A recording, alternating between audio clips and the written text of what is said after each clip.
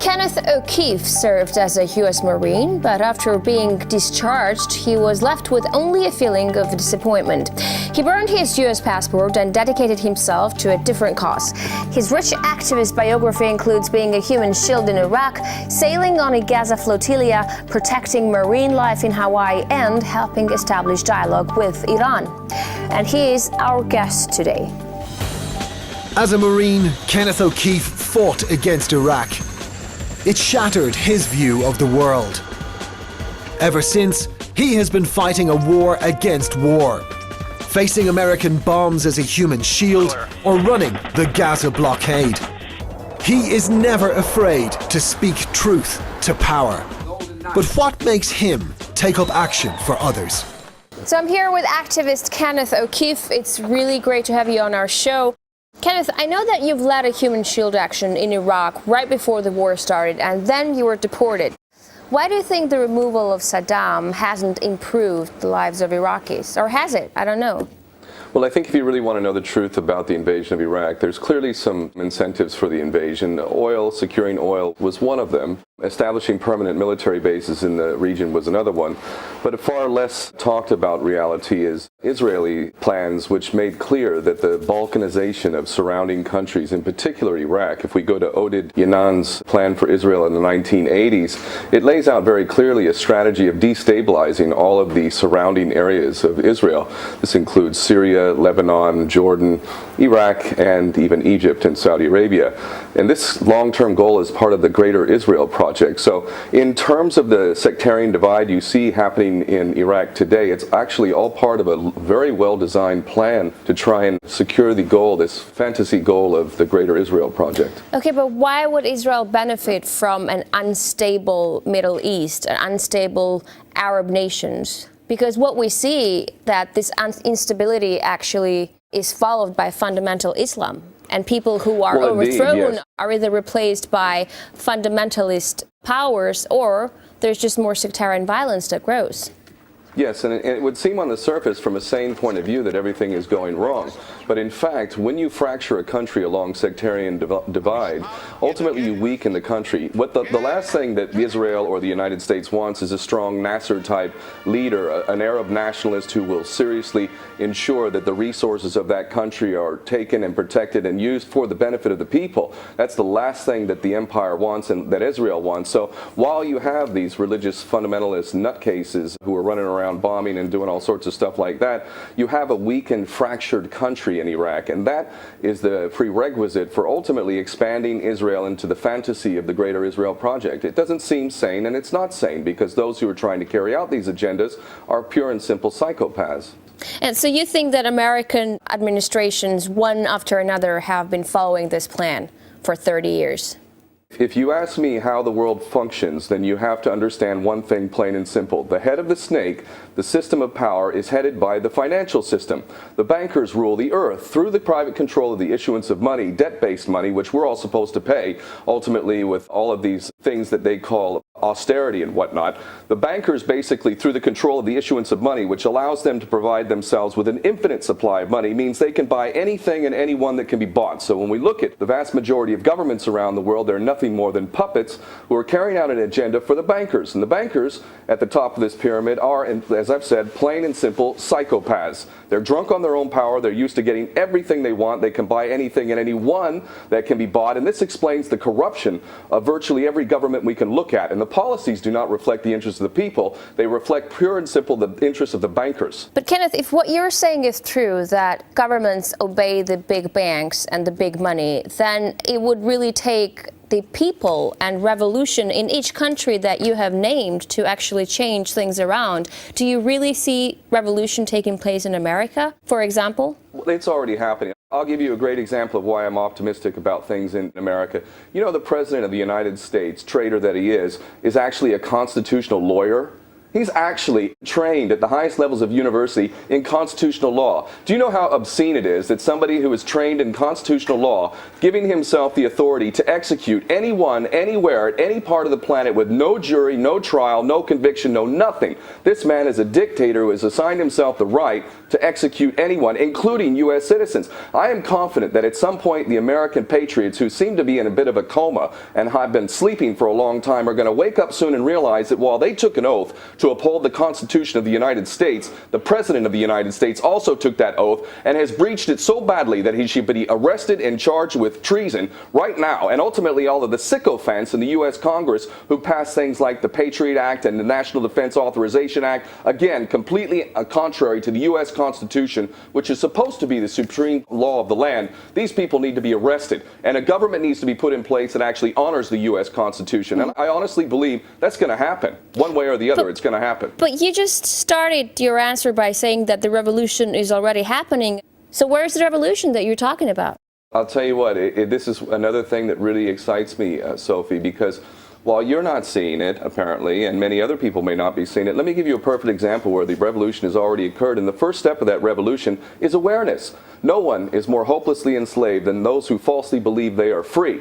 The people of the world are starting to realize that they have been enslaved in a financial system which is effectively selling the future of their children down the river. And more people are becoming aware of that. They're also sick and tired of being lied to about one boogeyman after another. And ultimately, what happened in Syria, this is a key point, and I really want to make this point before we move on to the next one, because it's talking about the revolution that you're referring to.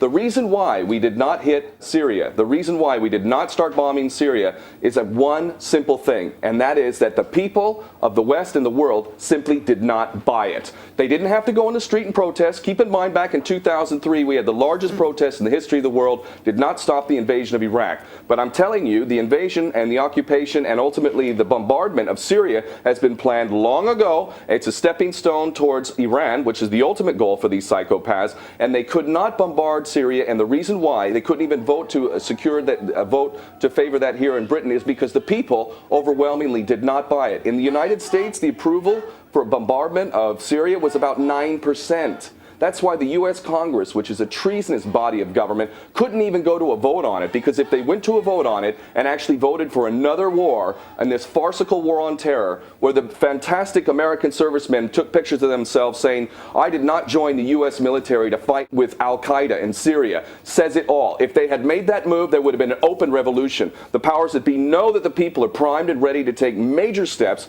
to stop this. And again, American patriots are going to go into the Congress and the White House eventually and arrest these cowards and traitors. But it's under the surface right now. It's getting ready. And to show the power of the people, ultimately, we did not go into Syria. This is because the people did not provide the one key element for the powers that be, and that is their consent. If they don't have our consent, they can't do a damn thing. The point that I'm making is that the U.S. president has given himself the authority to execute anyone, anywhere, anytime, for any pretext, any bogus reason. Is that more of a problem to the world than Bashar al-Assad? Of course it is. It's much more of a problem that the President of the United States says he can execute anyone, anywhere, anytime. And yet we're sitting here talking about Bashar al-Assad, which, granted, this man has committed crimes in Syria. There's no question of that. But when we look at the U.S. President, when we look at Israel, when we look at the Britain, this alliance, this true axis of evil between these three countries, the amount of devastation that has occurred in Iraq and Afghanistan and other parts of the world, Yemen, Pakistan, is so devastating. I think it's beggars belief that we as people can be conned into thinking that Bashar al-Assad is the problem, or that Ahmadinejad was the problem. We are the problem. We in the West are the problem, especially the United States government. So it really is quite ridiculous that we get manipulated into saying, oh, we have to take care of this problem over there. The problem is in our own backyard, and we know this. We've got to take care of our dirty, filthy house of corruption. The United States Congress is nothing but a den of traitors, the most sycophantic, disgusting traitors you can imagine. And the White House has got a dictator. This is a problem. This is a major problem, much bigger problem than what's happening in Syria or Bashar al-Assad. Now, you have great knowledge and strong opinions about events in the Middle East. Iran has recently softened its attitude towards its opponent after decades of deadlock. Israel is annoyed. And how do you see that developing? I think it's a reflection of the sanity of the people around the world who realize that any kind of attack on Iran is tantamount to initiating a full-scale Third World War, which of course could very well and inevitably would lead to a war with China and Russia. This is pure madness. And those of us who've lost loved ones or who have served in combat, like myself, and others who know the devastating cost of war, not just for the so-called victor, because the only victor really is the bankers, quite frankly, but even those who supposedly on the winning side suffer greatly. And testimony to that fact, aside from the 1 million to 2 million dead in Iraq, is the 22 American servicemen a day who are committing suicide because of the horrendous things that they were called to do in places like Afghanistan and Iraq. So this policy now, this shift in policy to actually resolve this conflict with Iran, this false conflict in truth, is a reflection of the will of the people, if you ask me, which is starting to achieve the goal. So you think Netanyahu is bluffing? Because I've spoken to a couple of Israeli parliamentarians, I've spoken to Israelis, and they're all for a strike. Yes. No, I don't think that he's bluffing. He's an absolute psychopath, and he reflects the agenda for the powers that be in Israel. Each one of these players, Netanyahu, George Bush, Obama, Cameron, they're all puppets, and they're all supposed to read a different script at different times, depending on what the agenda is. The agenda is shifting slightly, and it looks like Israel and the people of Israel, the Jewish state of Israel, are like sheep being led to slaughter. Because ultimately the policies of Israel are completely and totally unsustainable. Even the CIA said in 2009 that Israel would not even exist within 20 years. Henry Kissinger himself said it wouldn't exist within 10 years. And the reason why is because its policies are totally self-destructive, and the puppet masters are quite happy to sacrifice the people of Israel. They're going to destroy themselves if they do attack Iran, because Iran can fight back and does have allies, and a lot of countries are sick and tired of Israel's threats to both its immediate neighbors and even to the rest of the world. When we look at the Samson option, I encourage people to Google Samson option and look at the threat that Israel is posed to the world if things don't go its way. But when you talk about the United States is Israel's main supporter, but right now we see that it's kind of open to Iran as well, knowing how much anxiety that raises among Israelis. What does it tell you about the U.S.? It tells me that the people are beginning to realize their power. I think there's things that correlate. The approval rating for Barack Obama in the U.S. Congress is about as low as it's possible to get, somewhere in the neighborhood of 10%, 20% maximum. The people have come to a point where they are sick and tired of being lied to. They know they're being lied to. And when they see their so-called leaders trying to cooperate with Israel in yet another war that would lead to disastrous consequences for the region and for the United States and every other person involved, they've had it. And the reflection of the policies is indeed that of the people. It's the people who are sick and tired. And I do see that there is some demarcation going on here between Israel and the United States. But this is because the power of the people is rising. And as we saw in Syria, the Congress and the president was all basically saying the red line was crossed, blah, blah, blah, blah, blah. And this blatantly false flag attack in Ghouta in Syria has backfired. They were not able to carry out this agenda. And this is only empowering the people that much further. So you think Iran should be allowed to develop its nuclear program? I think it's absolutely hypocritical and insane that we would sit here and fixate on Iran and its supposed nuclear weapons program, which I don't believe exists. But nonetheless, who could blame Iran if they were developing a nuclear weapon? If the United States and the West taught any lesson to the rest of the world with the invasion and occupation of Iraq, it was that Saddam Hussein was a fool for actually disarming, because by disarming, all he did was make it that much easier for the empire to come in and destroy the entire country. So the lesson we teach to the world is that the best way to defend yourself is to get yourself a nuclear weapon. And of course, the biggest culprit of using nuclear weapons and producing nuclear weapons and weapons of mass destruction is my birth nation of the United States. And I find it absolutely insane that we sit here and talk about Iran's supposed nuclear weapons program, and we know the United States is producing every kind of weapon under the sun, is spending more than every other military on the planet combined, and is involved in more war and more death and more suffering than every other nation combined. And yet it's sitting there on a pedestal talking about other nations developing weapons of mass destruction. It is insane that we even allow them to do this. The first nation that needs to disarm without question is the United States, and the first nation to be charged with war crimes and crimes against humanity is the United States. Once we start seeing actions like this, then we'll know that people in positions of power are serious, because ultimately the rest of the world is sick and tired of the impunity and the continuous threats of a third world war. So we've reached a point now where human beings around the planet are realizing we can't do this. We can't have a third world war. This is not a game. Okay. I think that every nation should disarm right now. Every nation that has a weapons program should be inspected by a legitimate international body, and those nations with the highest amount of weapons of mass destruction, nuclear weapons, are the first ones to start disarming. And when those nations start disarming, then I would say that the rest of the world will also have to show that it's disarming as well. But while the United States is able to maintain the largest military might in the history of this world and continues to use those weapons against all of the countries, I only see it as a pure hypocrisy that the West would say that other countries can't have such things. I don't want any weapons in this world, but it's not right for us in the West, in particular the United States, to say that we can have all these weapons and the rest of the world will bomb you to the Stone Age if you even try to think to defend yourself. It's beyond hypocrisy. It's ridiculous. The U.S. needs to disarm first, and the world needs to insist on that. Now, I've read in your blog that you said this world needs one thing above all others, and that's sanity. But doesn't sanity depend on what side of the argument you're on? No, I think we were all sane when we were children, and unfortunately what passes as education is actually indoctrination, and through indoctrination we've turned into largely a bunch of dupes who've enslaved ourselves without even knowing it. But when you regain the capacity to think for yourself, to actually become human, it becomes very clear. For instance, if we look at these politicians who historically lied to us over and over and over again, and we realize that the war-making industries are absolutely inherently interested in perpetuating war, and if we look at the people in positions of power and we see how they continuously reap major bonuses with the banks, they get bailouts to the tune of trillions, and yet we're being told that we're not working hard enough, that we're in debt. All of these things combined lead us to a point where we reach a certain level of sanity and realize, you know what? This entire system does not represent me, and in fact, every single person on this planet is fighting the same enemy, and that enemy uses the financial system to enslave all of us. It doesn't take a genius to figure this out. In fact, more and more people are figuring this out, and a point of sanity brings us to a point where we realize, enough, this is a game that cannot be played. We're risking our own collective suicide here, and as a sane person, I will not contribute in any way towards this never-ending policy of war, which is leading us to the brink of destruction. And this is not about being intelligent. This is about being sane, first and foremost. The average person can understand this very easily.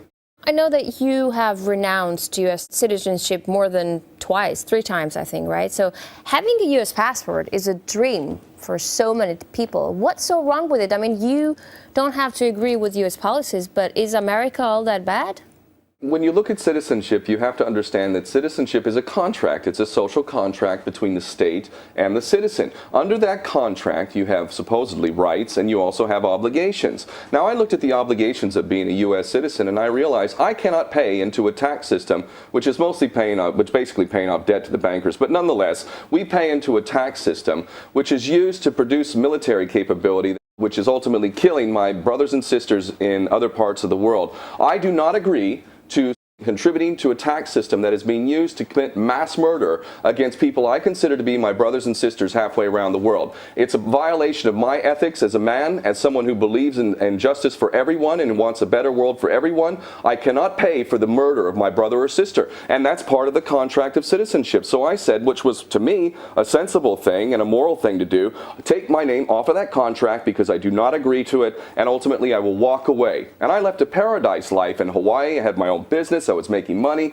lived on the beach, did something I loved. You know, I had a beautiful, beautiful life, and I walked from that because I absolutely 100% disagree with the actions of my birth nation and find them so criminal that I need my name to be taken off that list. I will enter into a contract again with the United States if indeed it carries itself with honor and will respect the U.S. Constitution. If the U.S. Constitution is indeed made the supreme law of the United States, then I will happily come back to my nation and adhere to the contract.